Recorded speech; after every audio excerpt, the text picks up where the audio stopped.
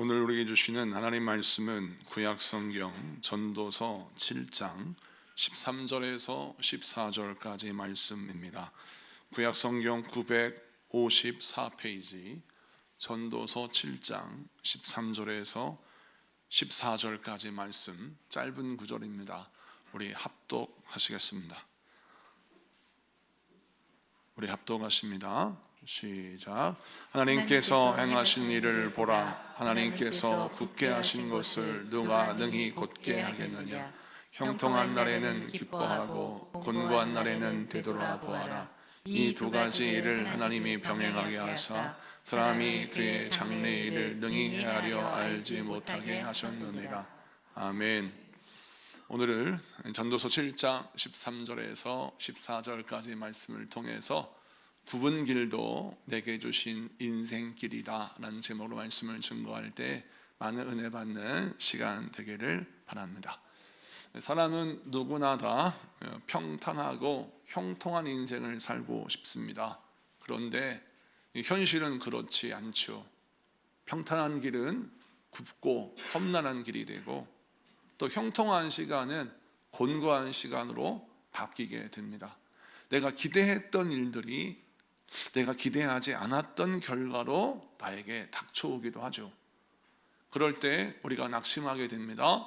근데 성경은 우리에게 뭐라고 말씀하시냐면, 우리 하나님이 행하신 일을 보라 라고 말씀하시고, 하나님께서 굳게 하신 것을 누가 곧게 하겠느냐, 이 말씀은 무슨 말이냐. 우리 인생의 험난하고 어려운 굽은 길도 하나님이 행하신 일 가운데 하나라는 것입니다. 그래서 하나님이 우리의 인생길을 굽은 길로, 또 고난의 길로, 험난한 길로 인도하시지만, 그 인도하시는 과정 속에서 하나님이 계획하신 바가 있으니 그 일을 사람이 함부로 바꿀 수 없다라는 것입니다. 그래서 우리 하나님은 우리의 인생길을 인도하실 때 형통한 길로도 인도하시지만 굽은 길로도 인도하신다, 그 메시지를 주시고 계시고, 또 14절의 말씀에 보면 형통한 날에는 기뻐하고 곤고한 날에는 되돌아 보아라. 이 두 가지를 하나님이 병행하게 하사라는 말씀합니다. 이 두 가지를 하나님이 병행하게 하사, 이 말씀이 오늘 성경 본문의 귀한 키입니다. 열쇠예요. 우리 하나님이 우리에게 시간을 허락하시는데 그 시간도 형통의 시간이 있는가 하면 또 곤고의 시간이 있습니다. 그럼 곤고하다라는 뜻은 무슨 뜻일까요? 히브리 원어에 보면 고통에, 또 힘들고 어려운, 이런 뜻입니다. 그러니까 고통의 시간, 힘들고 어려운 고난의 시간을 곤고한 시간이라 그럽니다. 자, 그러면 오늘 13절, 14절 말씀을 보니까 두 가지 인생길이 등장하고 두 가지 인생의 시간이 등장해요. 두 가지 인생길은 무엇입니까? 여러분, 평탄한 길이 있고 또 굽은 길이 있습니다. 또 형통한 시간이 있고 곤고한 시간이 있습니다. 그런데 이 두 가지 길, 이 두 가지 시간은 우리 하나님이 우리에게 허락하신 인생의 길이요, 인생의 시간이라는 거예요. 그래서 이 두 가지 길을 걸어갈 수 있는 사람, 이 두 가지 시간을 보낼 수 있는 사람이 되어야 우리가 참된 복을 누릴 수 있다는 것입니다. 만약 우리가 인생을 살 때 나는 평탄한 길이 좋지 굽은 길은 싫어 라고 말하면서 굽은 길로 걸어가는 인생을 부정해버리면 하나님이 우리를 향한 계획을 읽을 수가 없는 것입니다. 여러분, 인생길을 평탄한 길로만 가려고 하는 것은 잘못된 생각입니다. 세상은 우리에게 뭐라고 말하냐면 인생의 고난과 환난을 불행한 인생이라고 말합니다. 그리고 행복한 인생은 평탄한 삶을 사는 것이 평탄한 행복한 삶이라고 가르치는 거예요. 여러분, 그렇지 않습니다.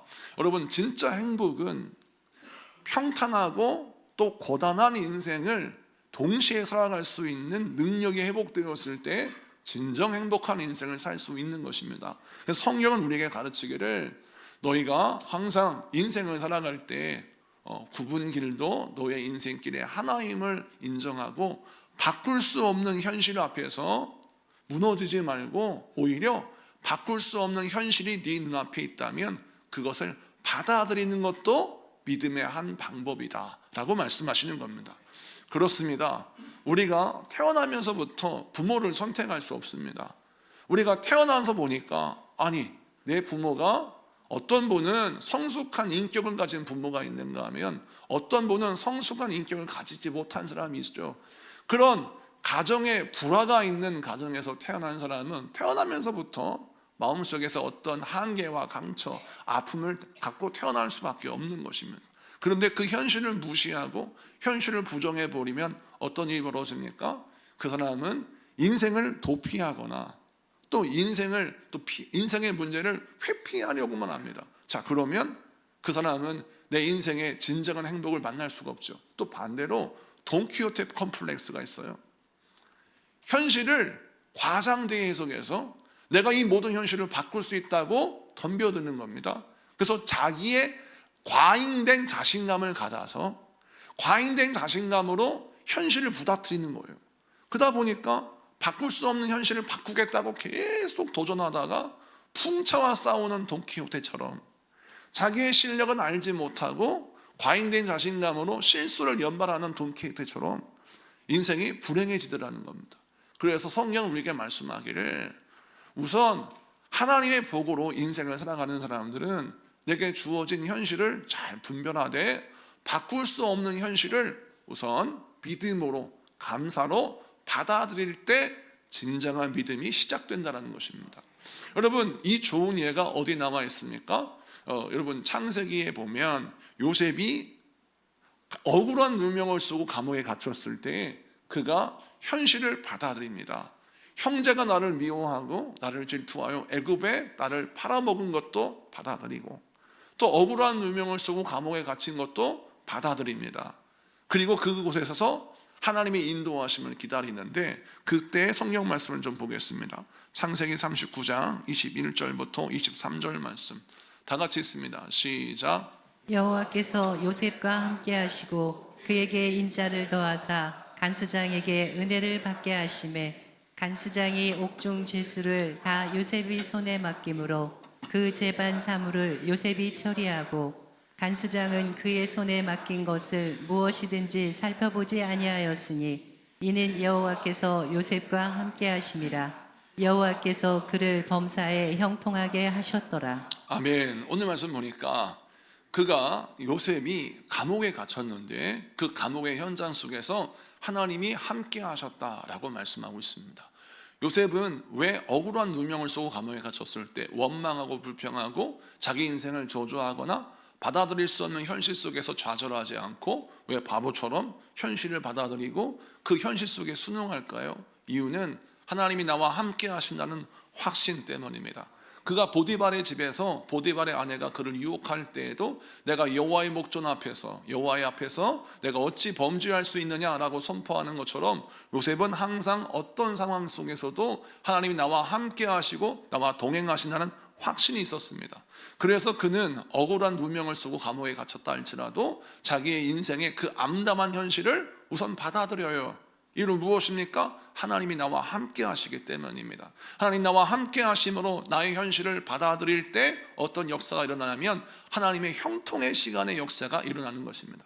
곤고한 시간을 형통한 시간으로 바꾸는 중요한 다리가 있는데 그것이 무엇이냐? 받아들이는 것입니다. 곤고한 시간을 받아들이고 구분기를 받아들일 때 우리 하나님의 역사가 일어나 곤고한 시간은 형통의 시간으로 변모하고 또 구분길은 오히려 평탄하고 고든 길로 바뀌는 역사가 일어납니다. 이런 역사를 체험하려면 우리가 어떻게 신앙생활을 해야 합니까? 주어진 것을 받아들여야 합니다. 내게 주어진 남편과 아내, 내게 주어진 가정과 자녀들, 그리고 내게 주어진 현실을 우선 받아들이는 것이 중요합니다. 이것은 믿음 없는 것이 아닙니다. 이것은 잘못된 세상으로 말하자면 현실 도피가 아닌 거예요. 우선 받아들일 때 하나님의 지혜가 시작되는 것입니다. 여러분, 이 믿음을 가지고 신앙생활해야 승리하는 것이죠. 오늘 이 말씀을 붙들고 저와 여러분 어떻게 신앙생활을 해야 합니까? 바꿀 수 없는 현실은 감사로 받아들여서 믿음의 새로운 대안을 발견하는 여러분 되시기를 축복합니다. 믿음으로 감사하며 감사함으로 고백하는 자에게 새로운 길이 열리지 불평과 원망하고 현실을 부정하고 자기 과잉된 자신감에 돈키호테처럼 막 날뛰면 그 사람은 진정한 감사를 회복할 수 없는 것입니다. 늘 절망과 낙심할 수밖에 없는 것이죠. 이 말씀 붙들고 여러분 우선 내 인생에 주어진 현실을 받아들이고 인정하고 나에게 주어진 모든 것에 우선 감사할 수 있는 여러분 되시기를 축복합니다. 두 번째, 오늘 본문은 우리에게 단순히 우리에게 주어진 구분기를 인정하고 너에게 주어진 고난의 시간을 인정하고 인생을 그렇게 짓눌려 살고 고난 가운데 살아라 이렇게 말씀하는 본문이 아닙니다. 이 말씀은 더 깊이 봐야 하는 것입니다. 우리 하나님이 분명히 14절에 말씀합니다. 하나님은 형통의 시간과 곤고의 시간을 두 개의 시간을 병행하신다라고 했어요. 그래서 14절을 다시 보면 형통의 날에는 기뻐하고 곤고한 날에는 되돌아 보아라 라고 문장이 명령형으로 되어 있습니다. 하나님의 명령하십니다. 그러면 다시 이 말씀을 보자면 이렇게 해석할 수 있습니다. 형통한 날에는 기뻐하라, 곤고한 날에는 되돌아 보아라 라고 하나님이 두 개의 명령을 하시는 거예요. 자, 이 두 개의 명령을 잘 보니까 형통한 시간을 향한 명령도 있고 곤고한 시간을 향한 명령도 있다는 것이죠. 이건 앞서 13절도 마찬가지입니다. 구분기를 걸어가는 자에게 하나님이 구분기를 걸어가는 자에게도 주시는 명령이 있고 또 평탄한 길을 걷는 자에게 주시는 하나님의 명령이 있다는 거예요. 나의 인생을 향한 하나님의 명령을 듣고 행하는 자에게 복이 많은데 이것을 쉬운 말로 표현하자면 여러분 우리 인생에는 하나님이 나를 만들어 가시는 과정이 있어요. 하나님이 나를 만들어 가시는 과정의 시간들이 있다는 거예요. 근데 그 과정의 시간이 나에게 주는 지식과 과정을 통해서 얻어야 할 힘을 내가 찾을 때 우리는 진정한 복을 만날 수 있는 거예요. 우리가 생각할 때 우리나라에서 가장 큰 기업 중에 하나는 삼성이라고 말을 합니다. 삼성은 우리나라에서 가장 큰 기업이라고 말해요. 그런데 이병철 회장이 삼성을 처음 만들 때 오늘날 같이 그런 초인류 기업, 대기업이 아니라 처음 시작할 때는 삼성 상회였습니다. 상호가. 삼성 상회가 다루었던 물품이 뭔지 아십니까? 첨가물 유통이고 국수 유통입니다. 이 두 가지를 참 잘했어요. 그래서 만주에서부터 전국에 국수를 유통하여 큰 돈을 벌었고 또 첨가물을 유통해서 큰 돈을 벌었습니다. 그런 다음 또 사업을 시작한 것이 옷감 장사입니다. 그리고 설탕을 파는 것이었습니다. 삼성 상회에 있을 때 사실은 오늘날 반도체를 만드는 삼성전자를 꿈꾸지는 못했습니다. 근데 삼성그룹의 역사를 보면 처음 삼성 상회로 시작할 때 이병철 회장이 첨가물을 팔고 또 국수를 유통하면서 또 옷감을 팔며 설탕을 유통하면서 무엇을 배우느냐? 사업의 기본기를 배웠다는 것입니다. 어떻게 사업을 해야 되고 어떻게 사람들과 함께 협력해야 되며 어떻게 하면 이 어려운 경제를 딛고 이 현실을 딛고 일어설 수 있을까를 경험하고 배웠다는 겁니다. 그래서 삼성 상회의 경험이 오늘날 삼성전자 반도체를 이룰 수 있는 배경이 되었고 힘이 되었다는 사실이죠. 자, 사랑하는 성도 여러분, 많은 사람들은 우리 인생에 이렇게 삼성 상회 같은 현실이 있습니다. 남들이 볼 땐 구멍가게라고 생각해요. 아이고 저런 구멍가게 같은 곳에서 무엇을 할 수 있나 라고 사람들은 생각합니다. 근데 우리 하나님이 우리가 허락하신 그 작은 가게, 그 작은 시작은 하나님이 우리의 인생을 복된 길로 인도하시기 위한 과정입니다. 그 과정을 통해서 얻어야 할 지식이 있고 얻어야 할 능력이 있고 얻어야 할 은사가 있어요. 근데 그 은사와 능력과 지식을 얻지 못하면 그 과정에서 딱 멈춰 있어요. 하나님은 계속 반복시키십니다. 그래서 우리는 하나님께서 우리에게 구분기를 허락하실 때 인생의 구분기를 통하여 인생을 걸어갈 때 그 과정을 통하여 꼭 배워야 할 지식과 꼭 습득해야 할 기술 그리고 꼭 습득해야 할 하나님의 은혜를 찾아야 합니다. 그런데 이것을 찾지 못하고 내 눈이 항상 어디에 있느냐?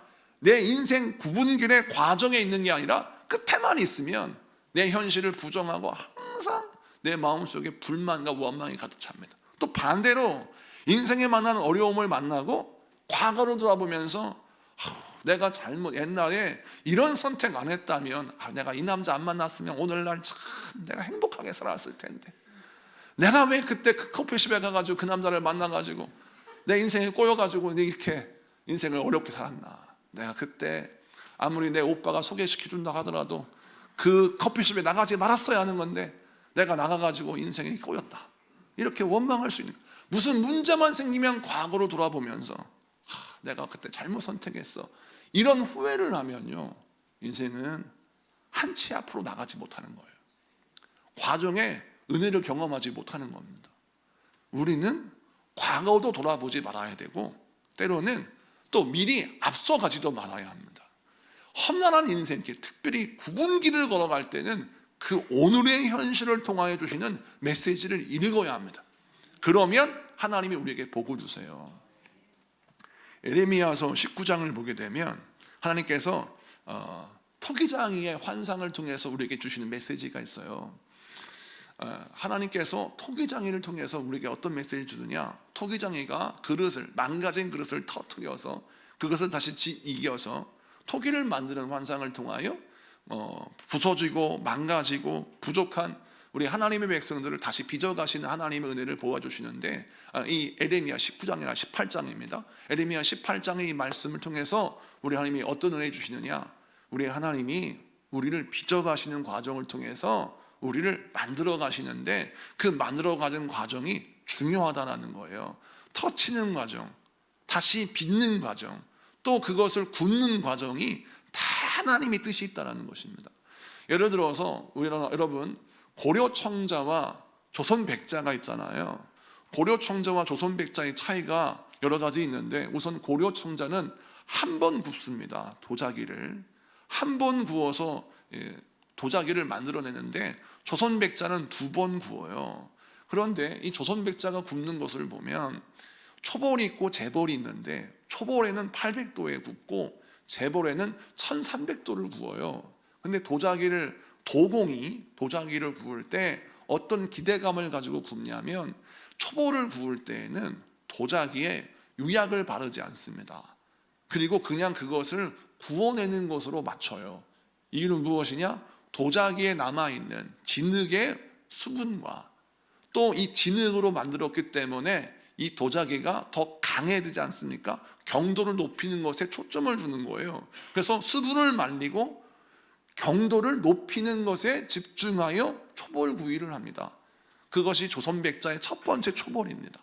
두 번째, 재벌을 할 때는 어떻게 하냐면 유약을 발라요. 유약을 바르고 색감을 입혀서 재벌을 할 때는 1300도로 구워요. 그럼 1300도로 재벌할 때에는 도공이 무엇을 기대하느냐?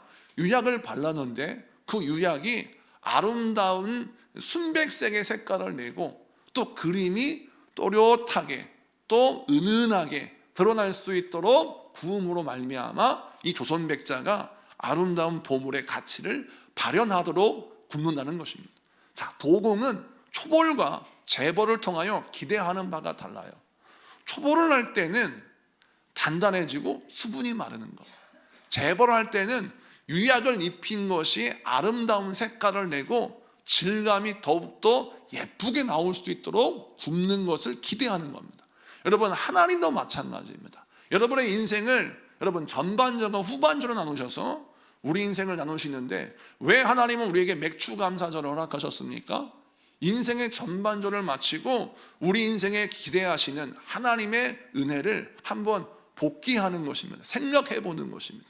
우리 하나님이 상반기에 나를 통하여 확인하고 얻기를 원하셨던 하나님의 지혜, 하나님의 은혜, 하나님의 선물을 내가 과연 잘 받고 누렸는가? 그런데 하나님이 중간 평가를 하셨는데, 하나님이 우리 인생의 구분기를 통하여 꼭 주길 원하셨던 지식을 내가 갖지 못했어요. 훈련을 통해서 능력을 체득하지 못했습니다. 여전히 제자리 걸음인 거예요. 은혜를 받은 듯 하나 다시 은혜를 뒤집어 엎고, 말씀을 받은 듯 하나 말씀을 다시 잊어버리고 늘 제자리 걸음을 하고 있어요. 그러면 우리 하나님이 다시 초보를 하셔야 하는 것입니다.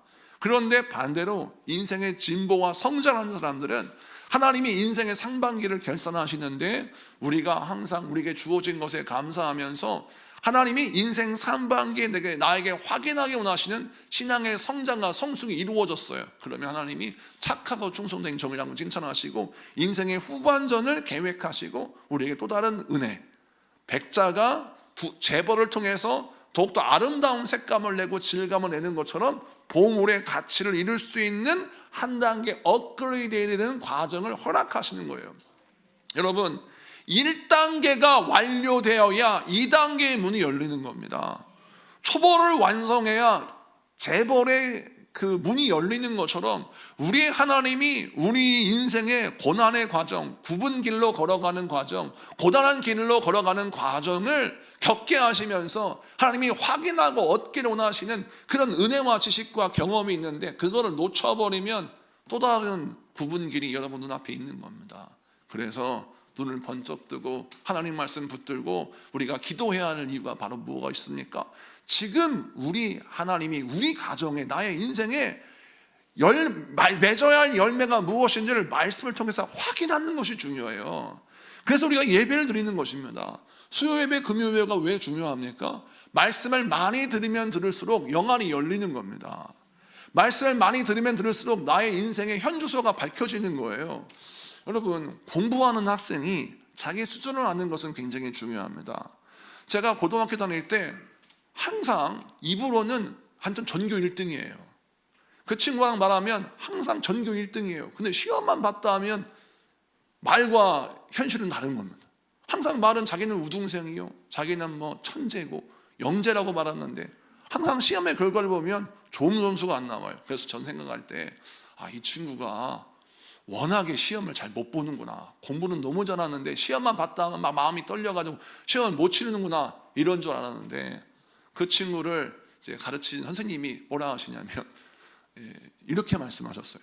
그 친구의 가장 큰 문제는 내가 모르는 것을 인정하지 않는 게 문제래요. 모든 걸 다 아는 척한다는 겁니다. 선생님이 좀 말을 알려주면 그 문제예요, 저 알아요 하고 자기가 푼다는 거예요. 문제를 풀 때 공식을 풀면 이 문제 이거지 뭐 하고 문제를 풀어. 근데 중요한 건 문제가 약간 꼬여 있지 않습니까? 그러니까 외우는 건 잘해서 영지 소리를 듣는데 중요한 건 시험을 왜 못 보느냐, 너무 아는 척하는 게 문제인 거예요. 이 문제는 이렇지, 4차 방정식을 풀면 돼. 풀었는데 그건 4차 방정식을 푸는 문제가 아닌데 그렇게 풀어버리는 거예요. 우리 인생도 마찬가지라는 거예요. 왜 우리가 인생의 과정을 통해서 얻어야 할 진리를 깨닫지 못하느냐? 아는 척해서 문제예요. 고난을 만나면 이거지, 그리고 다 아는 것처럼 행동하는 거예요. 인생에 이런 문제 생기면 그거 이거야 하고 쉽게 생각하는 거예요. 그러다 보니까 결국은 하나님의 그 과정을 통해 주시는 하나님 은혜를 발견하지 못하고 늘 거기에 넘어지더라는 거예요. 진짜 공부를 잘하는 사람은 아는 척하지 않습니다. 우리 어떻게 합니까? 부족한 걸 인정해요. 내가 틀렸네. 내가 이걸 모르는구나. 모르는 거를 부끄러워하지 않습니다. 틀렸다는 걸 인정하는 걸 부끄러워하잖아요. 저도 마찬가지예요. 원고를 외우다 보면 에레미야 19장인데 18장인데 19장이나 말하기도 하고 앞뒤를 막 바꿔서 얘기하기도 합니다. 그러면 저희 사모가 항상 피드백을 하면서 목사님 오늘 에레미야 18장으로 말씀하셔야 되는데 19장으로 말씀하신 거 아시죠? 라고 하면 저는요 불같이 화를 내지 않고 그래, 인정한다. 나의 지식이 한계가 있어요. 용량의 메모리가 한계가 있어서 원고를 다 완벽하게 외우지 못해요. 그러니까 우리 사모가 항상 말해요. 목사님 기도하시면서 그냥 보고 하시지 그걸 그렇게 외워서 하느라고 그 힘든 고생을 하시냐고 그러는데, 이유는 무엇이냐? 저는 이 보고 읽으면 제 마음속에서 성령이 역사하시는 것이 딱 멈춰요. 그리고 보고 읽으면 옛날에 말씀드렸지만 국어 시간에 혀가 짧아서 말을 더듬다가 선생님한테 몇 번 맞은 적이 있어서 그때 뭐 트라우마가 있어가지고 난독증은 아닌데 읽지 않고 그냥 말하지 않고 읽으면 읽을 수 있는데 말하면 혀가 꼬이고 당황해서 뇌가 멈춰버려요. 딱 스톱해요. 그래서 말이 더듬어지게 됩니다. 그러다 보니까 저의 한계를 극복하기 위해서 외우게 된 거예요. 자, 그러다 보면 제가 무엇을 설명하느냐, 내 인생의 한계를 받아들였어요. 나는 잘 읽지 못하는 사람이다 라는 걸 받아들였어요. 그리고 과정을 통해서 하나님이 무엇을 훈련시키느냐, 그럼 원고를 외워야 될 거 아닙니까? 근데 외워야 되는데, 똑똑해야 되는데 부족해요. 남들은 1시간이면 외울 걸 2시간이 걸려요. 전 새벽에 원고 쓰는 것도 2시간 이상이 걸리고, 그걸 외우는 것도 한참 더 외워야 합니다. 그러니까 새벽 예배 설교 준비하는 것이 굉장한 시간이 오래 걸려요. 그러니까 매일같이 이렇게 준비를 해야 되니 얼마나 힘들겠습니까? 그런데 과정을 통해서 하나님이 은혜를 주시는데, 놀라운 것은 빨리 외울 수 있을까, 어떻게 하면 잘 외울 수 있을까를 고민하다 보니까 좋은 방법을 배웠어요. 그게 뭐냐면, 내가 은혜를 받으면 오래 기억돼요. 내가 설득이 안 되고 내가 은혜를 못 받으면 잊어버려요. 아하, 내가 먼저 설득되고 은혜가 되어야 되겠다라고 생각해서 원고를 준비하고 기도를 하는 겁니다. 하나님, 오늘 말씀이 나를 설득시켜 주시고 오늘 말씀이 나에게 은혜가 되게 하여 주옵소서 라고 무릎 꿇어 기도하면, 놀라운 것, 신비한 것은 하나님이 저를 설득하세요. 하나님의 말씀이 저를 움직이세요. 그 말씀을 그대로 따끈따끈하게 가져와서 제가 이걸 선포하는 겁니다. 그래서 하나님의 말씀을 전하는 겁니다. 놀라운 것은 나를 설득시키는 말씀이 여러분을 설득하고, 나를 변화시키는 말씀이 여러분을 변화시키시더라는 거예요. 그래서 이 과정을 통해서 저의 영성이 성장되고, 이 과정을 통해서 제 영혼이 더욱더 성숙되어지고 더 깊어지더라는 거죠. 이 과정이 절대 헛되지 않음을 깨닫게 되는 겁니다. 이 과정을 잘 보내기 위해서 무엇을 해야 합니까? 나의 부족함을 인정해야 되고, 그러나 이 부족함을 극복하려고 하는 열심이 회복될 때 여러분 문제가 해결되는 것입니다. 그래서 오늘 말씀을 통해서 우리가 무엇을 깨달아야 하느냐, 하나님이 나를 만들어 가시는 과정의 힘을 찾으십시오. 하나님이 나를 만들어 가시는 과정을 통해서 가져야 할 지식을 찾으세요. 하나님이 나의 인생을 만들어 가시기 위해서 과정을 통하여 주시는 경험을 쌓으십시오. 그걸 체득화시켜야 합니다. 그랬을 때 굽은 길이 끝나고 형통한 길이 열립니다. 근데 이것을 귀찮다고 포기하거나 자신 없다고 포기하면 그 사람은 또 굽은 길로 가야 하는 것입니다. 또 세 번째 말씀을 좀 봅니다. 14절을 보겠습니다. 14절 우리 한 번만 더 같이 봉독할까요? 시작. 형통한 날에는 기뻐하고 공고한 날에는 되돌아보아라. 이 두 가지를 하나님이 병행하게 하사 사람이 그의 장래일을 능히 헤아려 알지 못하게 하셨느니라. 아멘. 하나님이 14절에 중요한 말씀입니다. 형통한 날과 곤고한 날, 굽은 길과 평탄한 길을, 이 두 가지 것을 병행하게 하시는데, 이유는 뭐냐? 사람으로 하여금 그 장래일을 능히 헤아려 알지 못하게 하시기 위함이다라는 거예요. 이걸 풀어 설명하면 무슨 뜻이냐? 너희들이 인생을 살 때 함부로 너희의 장래를 예측하지 마라 라고 말씀하는 겁니다. 자, 내가 굽은 길을 걸어가고 있어요. 인생의 고난의 길을 걸어가고 있어요. 그 사람이 함부로 장래일을 생각하면서 나는 이렇게 질병이 있고 가난하고 힘드니까 내 인생은 실패할 거야, 이렇게 함부로 생각하지 말라는 거예요. 또 어떤 사람은 나는 지금 승승장구하는 삶을 사니까 나의 인생의 마지막은 정말 큰 선물을 거둘 거야 라고 또 교만하게도 생각하지 말라는 거예요. 우리 인생길을 인도하시는 분 누구냐? 하나님이시라는 겁니다. 그래서 내 인생의 끝을 함부로 예측하지 말고 오늘 나와 함께 하시는 하나님의 관계를 확인하라는 거예요. 내가 하나님과 동행하지 않으면 아무리 내 인생길을 계획한다 할지라도 그 인생길은 성공의 길이 될 수가 없고, 아무리 내가 인생이 어렵고 힘들다 할지라도 하나님과 동행하면 그 힘든 길은 복된 길로 바뀌는 거예요. 그래서 우리는 항상 인생을 살아갈 때 내 인생의 길을 예측하는 데 시간 낭비하지 말고 내가 지금 오늘 하나님과 동행하는 거에 집중해야 합니다. 그래서 여러분, 점쟁이를 찾아가서 점치는 것이 왜 하나님 앞에 악입니까? 하나님이 제일 싫어하는 것 중에 하나가 우상숭배 아니겠습니까? 우상숭배를 가장 많이 하는 죄 중에 하나가 점치는 겁니다. 근데 왜 사람은 점을 치고 싶을까요? 이유는 자기 장래의 길을 알고 싶기 때문에 그렇습니다. 근데 여러분 보십시오. 점집이나 무당집을 보세요. 자기 인생이나 좀 점쳤으면 좋겠어요. 자기 인생이나 점쳤으면 좋겠는데 자기 인생은 비참하게 살면서 뭐라 하냐면 남의 인생은 콩나라 파나라 하는 거예요. 여러분, 우리가 인생길을 안다고 해서 내 인생길에 피할 길을 만들 수 있을까요? 우리가? 못 만듭니다. 내 인생길에 장래를 걱정하지 말고 미리 예측하지도 말고 오늘 내가 하나님과 동행하는가, 여기 집중하면 그 사람은 승리합니다.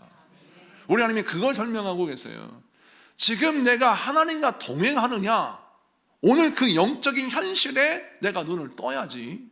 그래야 내 인생길이 복된 길로 인도함 받는 것이지, 만약 내가 하나님과 동행하지 않는다면 아무리 무당이 내 말년, 인생의 말년은 이런 복이 있을 거야, 당신의 지금 현실은 이렇게 불행하게 될 거야 라고 말을 듣는다고 해서 그렇게 결정되는 것이 아닌 겁니다. 여러분, 다윗을 보십시오. 다윗의 인생에 보면 두 가지 면모가 있어요. 오늘 본문 말씀을 다 종합해 보면 두 가지 면모가 다윗에게 있어요. 자, 바꿀 수 없는 현실을 받아들이는 감사와 믿음이 있습니다. 그는 집안의 막내 아들입니다. 아버지가 그를 왕의 자격이 있는 사람은 여기지 않습니다. 형제들은 그를 시기하고 질투하고 그를 무시합니다. 근데 그런 현실을 받아들여요. 아버지에게 불공평에 원망하지 않습니다. 형들과 싸우면서 형, 나 무시해? 라고 다투지 않아요. 그가 승부를 벌이는 것은 어디에서 승부를 벌이냐? 골리앗과 싸울 때 승부를 벌입니다. 여러분, 그런데 바꿀 수 없는 현실은 받아들이는데 바꿀 수 있는 현실은 또 바꾸겠다고 덤벼드는데, 자, 골리앗을 쓰러뜨린다는 것은 사람들이 생각할 때 이건 바꿀 수 없어, 이건 해결할 수 없어, 이건 불가능한 일이야 라고 하는 일을 다윗은 바꿀 수 있어, 해결할 수 있어, 나는 골리앗을 넘어뜨릴 수 있어 라고 맞닥뜨렸다는 거예요. 그럼 우리가 정리해보자면, 아니 하나님, 이걸 어떻게 설명하고 우리가 이해를 해야 될까요? 바꿀 수 없는 현실은 받아들이는 것이 믿음이다. 여긴 이해가 됐어요. 그래요, 받아들이겠습니다. 그리고 대안을 찾겠습니다. 그리고 바꿀 수 있는 것은 바꾸려고 노력하겠습니다. 바꿀 수 있는 것은 바꾸도록 믿음으로 기도하며 용기를 갖겠습니다. 이것도 이해가 되지만 이거 어떻게 적용해요? 이걸 두 개를 어떻게 분별할까요? 고민이 되는 거예요. 자, 성령을 통해서 예를 설명하며 여러분 풀어드리자면, 다윗의 경우를 보겠습니다. 골리앗을 쓰러뜨리는 문제가 눈앞에 있어요. 사람들이 말할 때 이것은 바꿀 수 없는 현실입니다. 우리의 능력으로는 절대 골리앗을 쓰러뜨릴 수 없어요. 그런데 다윗이 쓰러뜨릴 수 있다라고 나갑니다. 이유는 뭘까요?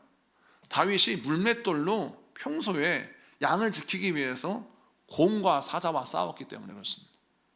평소에 물맷돌로 곰과 사자를 쓰러뜨렸던 경험이 있었기 때문에, 여러분, 사자보다 덜 무서운 골리앗은 능히 이길 수 있다고 생각하는 겁니다.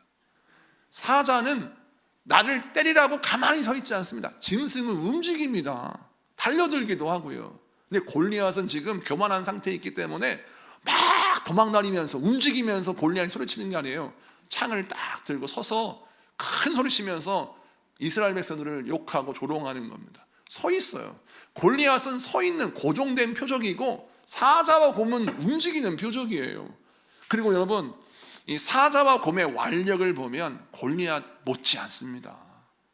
돌로 사자를 맞춰 쓰러뜨린다는 거, 돌로 곰을 맞아 쓰러뜨린다는 거 쉬운 일이 아니에요. 근데 그 일을 해냈다는 거예요. 그랬다면 무엇을 의미합니까? 곰보다 좀 못할 수 있는 사람, 사자보다 덜 무서운 골리앗 쓰러뜨릴 수 있다는 확신이 드는 겁니다. 이것은 무엇을 말하냐면, 우리가 바꿀 수 있는 현실을 많이 만들려면, 바꿀 수 있는 것들을 많이 만들어내려면 무엇에 집중해야 되느냐? 하나님이 내게 주신 모든 기회를 하나님이 주신 믿음과 용기로 맞닥뜨려서 실패하는 경험이 있어야 하는 겁니다. 그리고 하나님께 청구서를 내밀지 말아야 돼요. 믿음으로 순종을 했어요. 근데 안 됐어요. 청구서 내미는 거예요. 하나님 앞에. 하나님 보셨죠? 내가 안 된다고 했잖아요. 근데 하나님이 말씀하셔서 순종을 했는데요, 이거 내가 손해봤어요. 청구서 내밀어요. 하나님 책임지세요. 이런 태도로 인생을 살면 그 사람은 바꿀 수 없는 현실과 바꿀 수 있는 현실을 구분 못해요. 분별 못해요. 골리앗을 쓰러뜨릴 때에는 옴매기주고 난 못해 이러고, 또 싸우지 말아야 할 가족들하고는 피 터지게 싸우는 일이 벌어지는 거예요. 이런 사람의 특징, 하나님의 말씀에 순종하다가 이만큼만 피해보고 이만큼만 손해보면 그냥 하나님께 따지면서 내 것은 절대 손해보지 않겠다, 이런 마음 먹으면 분별할 수 없습니다. 여러분, 우리가 인생의 중요한 현실을 바꾸려는, 골리앗을 쓰러뜨리는 이 놀라운 은혜를 경험하려면 손해볼 수 있는 용기를 가져야 합니다. 실패할 수 있는 용기, 손해볼 수 있는 용기를 가져야 돼요. 그리고 하나님께 청구서 안 내밀어야 되는 겁니다. 하나님 말씀 순종해 보니까요, 되기는커녕 제 남편이 기가 살아가지고 우리 아내가 은혜 받았네, 이때부터 행복 시작이구나. 내가 늦게 와도 우리 아내가 옛날에는 막 도끼눈을 하면서 죽였듯이 달려들었는데 이제는 늦게 와도 여보 일찍 오세요. 그리고 기도하고, 또 내가 그렇게 속을 썩여도 우리 아내가 은혜 받아가지고 막 독사의 말이 나오는 게 아니라 찬양을 부르면서 그 화를 다스리는 모습을 보니까, 야, 이제는 나는 평화의 시대가 왔구나. 그래서 요즘 남편들은요, 자기는 예수 안 믿어도 부인은 꼭 교회 보낸다는 거죠. 자기 인생의 편안한 노후를 위해서 당신은 제발 좀 성령 받아라. 실제 얘기입니다. 제가 공항교회 부목사할 때 대신만 갔는데 남편이 예배를 꼭 참석했어요. 하는 말이 자기 부인 성령 충만 받게 해달라고 기도해달래요. 자기 부인이 부흥회만 갔다 오면 은혜를 받고 그날은 천사가 되는데 은혜가 떨어지면 악마가 된대요.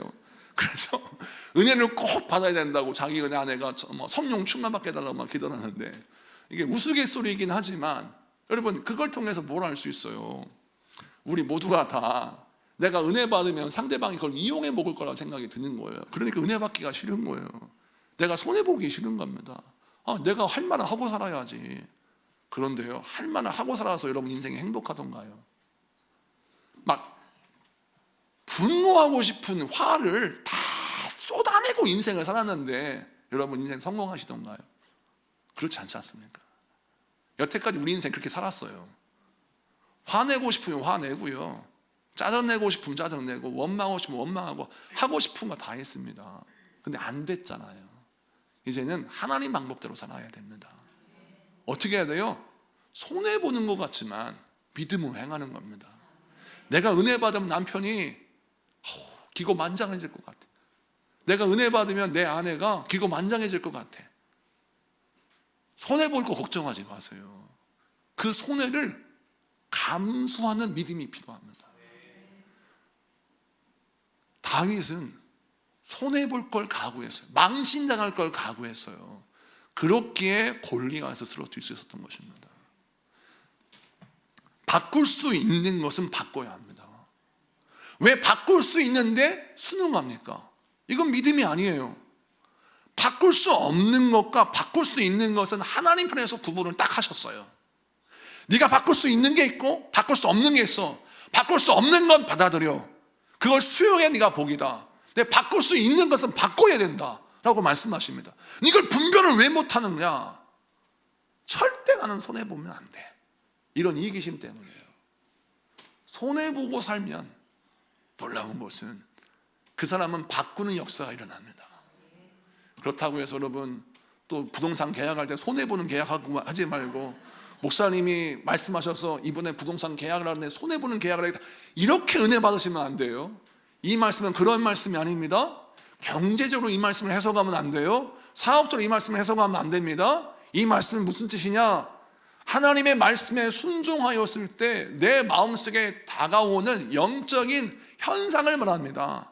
내 감정적인 현상, 내가 손해보는 것 같고, 내가 바보된 것 같고, 내가 모자란 사람 같은데 차라리 바보되고 모자란 사람이 된다 할지라도 하나님 말씀에 순종할 때 여러분 바꿀 수 있는 현실이 보입니다. 이거 바꿀 수 있구나. 골리앗을 내가 쓰러뜨릴 수 있구나. 이 문제 해결할 수 있구나. 이거 하나님 나에게 주시는 복의 기회구나. 깨닫고 도전하는 거예요. 승리하는 겁니다. 그랬을 때 여러분 복된 삶이 열릴 줄로 믿습니다. 말씀을 마치고 정리합니다. 하나님은 우리에게 복의 길을 열어주셨는데 그 복의 길은 두 가지 길로 우리에게 주어집니다. 굽은 길과 평탄한 길, 형통의 시간과 곤고의 시간으로 우리에게 주어집니다. 이 두 가지 길, 이 두 가지 시간을 수용하고 또 살아낼 때에 우리 인생의 진정한 복이 펼쳐지는 것입니다. 나는 할 수 없고 오직 하나님만이 하실 수 있는 일이 있습니다. 그것은 하나님께 맡기고 받아들여야 합니다. 바꿀 수 없는 현실, 오직 하나님만이 하실 수 있다면 그 현실을 받아들이시고 그 사람을 받아주시고 인정하십시오.